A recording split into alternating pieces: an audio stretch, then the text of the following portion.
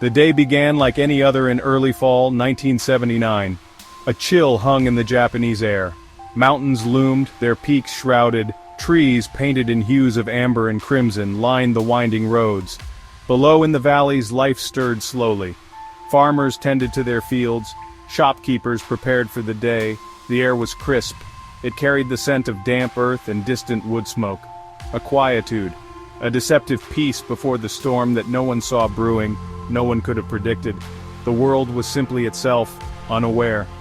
The Chuo Expressway, a vital artery, sliced through this landscape. Cars and trucks hummed along its surface. Commuters, salesmen, families on outings. Each vehicle a small world, cocooned in metal and glass. The occupants carried their own thoughts, their plans, their mundane worries. The radio played softly and many, some sipped coffee. The mist, however, was a creeping presence that morning.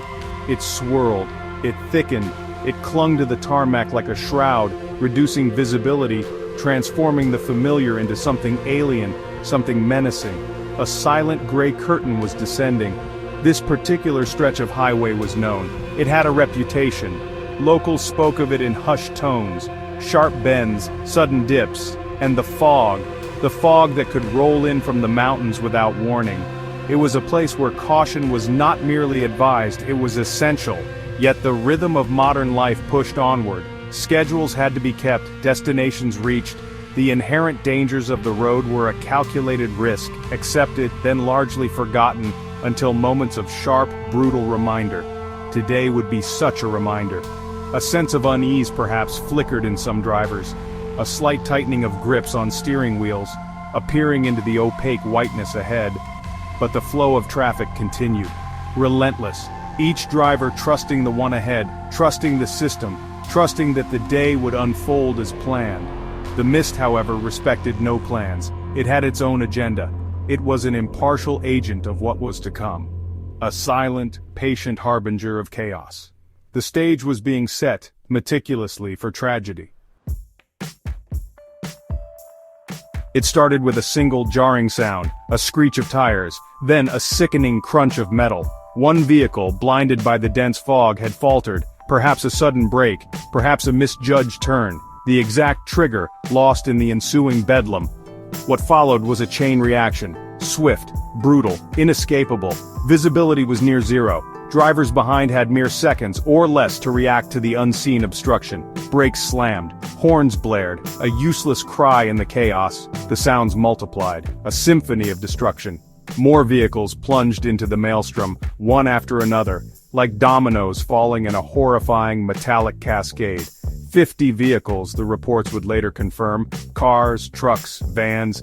Each impact sent shudders through the tangled mess. Steel twisted, glass shattered, glittering like cruel diamonds in the dim light filtering through the fog. The air filled with the acrid smell of burning oil, of gasoline, of fear, screams, cries for help, then for some, an awful silence. The expressway, a conduit of movement, became a static monument to disaster. The pile-up grew. It stretched along the highway, a grotesque sculpture of mangled steel. For hours the chaos reigned. The fog seemed to trap the sounds, the smells, the sheer horror of it all. It was a scene of utter devastation. Engines hissed, smoke billowed. The living were trapped alongside the dead, and the dying. The initial moments were a blur of confusion and terror, people trying to escape their crushed vehicles. Others, dazed and injured, wandering in the fog, unsure of where to turn, where safety lay. The sheer scale was overwhelming. 50 vehicles, dozens of lives thrown into sudden, violent disarray. The ordinary morning commute had transformed into a battlefield. The machines, usually symbols of freedom and progress, had become instruments of unintentional violence. The fog, a seemingly innocuous element of nature, had become an accomplice. The chain of events, once set in motion, was relentless. Each new crash added to the horror, to the complexity of the rescue that would inevitably have to follow. The order of the world had been utterly, terrifyingly broken. Among those caught in the terrible embrace of the pile-up was Evelyn Hayes, 24 years old. She had come from Dallas, Texas, a long way from home. Japan was an adventure for her, a dream vacation. She had saved for it, planned for it. She was exploring a new culture, seeing new sights. Her letters home were filled with excitement, with the joy of discovery. She was young, full of life, full of the promise of a future that seemed boundless, stretching out before her like an open road.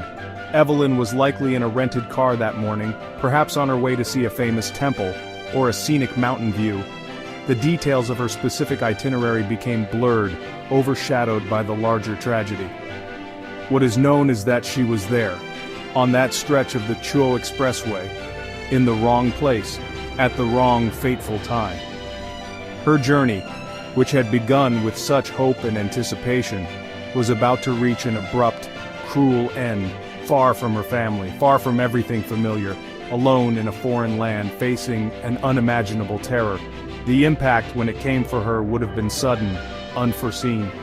One moment, the gentle hum of the car, the misty Japanese landscape passing by. The next, chaos, the screech of metal, the shattering of glass. Her vibrant life, her dreams of exploration and return extinguished in an instant. Evelyn died there, at the crash site. One of the many victims, but her story, that of a young American tourist, resonated with a particular poignancy. A bright spark snuffed out so senselessly. Her vacation had turned into her final destination. Her death sent ripples of grief across continents. From the misty mountains of Japan to the sun-baked plains of Texas, a family was left to mourn a daughter lost too soon. Friends were left to remember a vibrant spirit. The news reports carried her name, Evelyn Hayes, 24 of Dallas, a brief mention, a statistic in a larger tragedy. But behind that name was a full life, hopes, dreams, laughter, love, all silenced by the unforgiving physics of a 50-car pileup in a fog-choked morning. The immediate aftermath was a scene of grim determination. Rescue workers began to arrive, police, firefighters, ambulance crews. They faced a daunting task. The fog still lingered, hampering visibility. The wreckage was extensive, a tangled labyrinth of metal. Accessing the victims was difficult, dangerous. The air was thick with the sounds of cutting tools, of shouted instructions, of the cries of the injured. For hours they worked, tirelessly, pulling survivors from the twisted remains of their vehicles, tending to the wounded, covering the dead. The rescue effort was a testament to human resilience, to bravery in the face of overwhelming horror, but it was also a scene of profound sorrow. Each person extricated carried a story, a life impacted, a family waiting for news. The scale of the tragedy became clearer as the fog slowly began to lift, revealing the true extent of the devastation.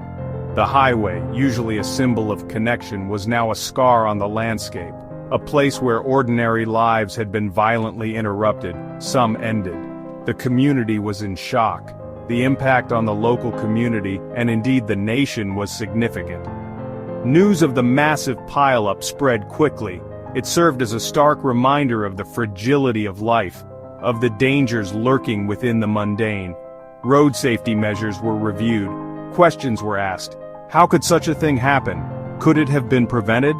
The Chuo Expressway disaster became a byword for the terrifying potential of chain reaction accidents in adverse weather conditions. It prompted discussions, debates, and a renewed focus on preventative measures.